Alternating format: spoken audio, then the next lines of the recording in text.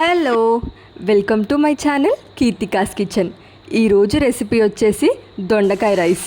మీరు అనుకోవచ్చు ఏముంది దొండకాయ కర్రీ చేసేసి రైస్ కలపడమే అని, కానీ ఇలా చేయండి, చాలా డిఫరెంట్ టేస్ట్గా ఎంత బాగుంటుందో. ఈ రైస్ లంచ్ బాక్స్లో ప్యాక్ చేస్తే ఇష్టంగా తింటారు. నెక్స్ట్ టైం దొండకాయ రెసిపీ ఏదైనా చేయాలి అనుకుంటే ఈ ఫస్ట్ గుర్తొచ్చే రైస్ రెసిపీ ఇదే గుర్తొస్తుంది. లేట్ చేయకుండా ఈ ప్రాసెస్ చూసేద్దాం. ముందుగా ప్యాన్లో ఆయిల్ వేసుకోవాలి. 2 టేబుల్ స్పూన్స్ అంటే మీరు తీసుకున్న క్వాంటిటీకి తగ్గట్టు ఆయిల్ వేసుకోండి. నేను ఇక్కడ 1/2 కేజీ దొండకాయలకి చూపిస్తున్నాను కాబట్టి 2 టేబుల్ స్పూన్స్ ఆయిల్ వేసుకున్నాను. దీనికోసం ముందు చేసే ప్రాసెస్ ఏంటంటే చిన్న నిమ్మకాయ సైజ్ అంత చింతపండుని మీరు నానబెట్టుకోవాలి. ఇంకా నెక్స్ట్ ఆయిల్ వేడైన తర్వాత 1 టేబుల్ స్పూన్ ఆవాలు, 1 టేబుల్ స్పూన్ జీలకర్ర వేసుకున్న తర్వాత 1 టేబుల్ స్పూన్ శనగపప్పు, 2 టేబుల్ స్పూన్స్ మినపప్పు. ఇలా వేసుకోవడం వల్ల మనము రైస్ తినేటప్పుడు ఇవి క్రంచీగా తగులుతుంటే భలే టేస్టీగా ఉంటుంది. నెక్స్ట్ ఎండుమిర్చి, దంచిన వెల్లుల్లి వేసుకుంటున్నాను. ఈ ఫ్లేవర్కి కూడా రైస్కి చాలా బాగుంటుంది. వీటన్నిటిని ఫ్రై చేసుకున్న తర్వాత వేయించి పొట్టు తీసుకున్న పల్లీలు యాడ్ చేసుకోండి. జీడిపప్పు ఉంటే అవి కూడా వేసుకోండి, కానీ అఫోర్డబుల్గా అందరికీ ఈ పల్లీలు దొరుకుతున్నాయి కాబట్టి ఈ పల్లీలు వేసుకోండి. నెక్స్ట్ పచ్చిమిర్చి వేసుకోవాలి. అలాగే సన్నగా కట్ చేసుకున్న ఆనియన్స్, ఇవి 2 ఆనియన్స్ యాడ్ చేసుకోండి. వీటన్నిటిని ఫ్రై చేసుకోవాలి. ఇందులో నేను అల్లం వెల్లుల్లి పేస్ట్ వేయట్లేదు, ఓన్లీ ఈ దంచిన వెల్లుల్లి మాత్రమే వేశాను.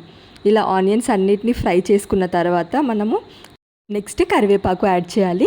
కరివేపాకు యాడ్ చేసిన తర్వాత ఒక్కసారి అలా ఫ్రై చేసుకొని ముందుగానే నీట్గా వాష్ చేసుకొని కట్ చేసుకున్న 1/2 కేజీ దొండకాయలు యాడ్ చేసుకుంటున్నాను.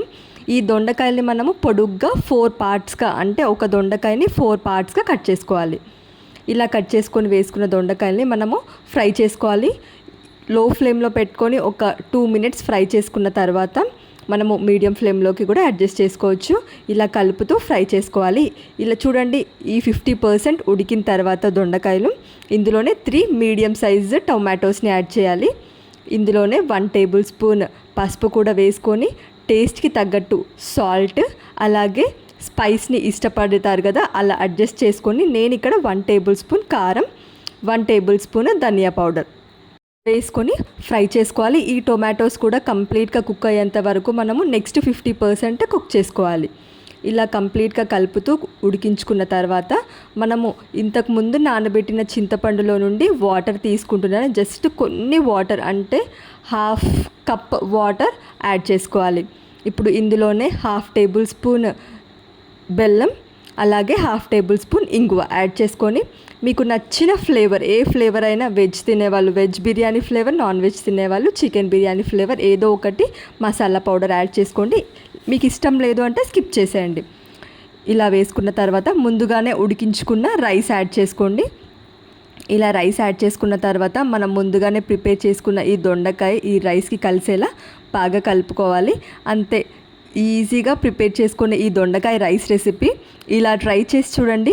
నెక్స్ట్ టైం ఎప్పుడు చేసినా ఈ ప్రాసెస్లోనే చేస్తారు, అంత టేస్టీగా ఉంటుంది. చాలా సింపుల్ రెసిపీయే కదా. ఫైనల్గా కొత్తిమీర వేసుకొని సర్వ్ చేసుకోవడమే. మీరు ట్రై చేసి ఫీడ్బ్యాక్ షేర్ చేయండి. ఇంకే రెసిపీస్ కావాలో కామెంట్ బాక్స్లో తెలపండి. ఇలాంటి మరిన్ని ఇంట్రెస్టింగ్ రెసిపీస్ కోసం ఛానల్ని సబ్స్క్రైబ్ చేయండి, వీడియోని లైక్ చేయండి. Thank you for watching.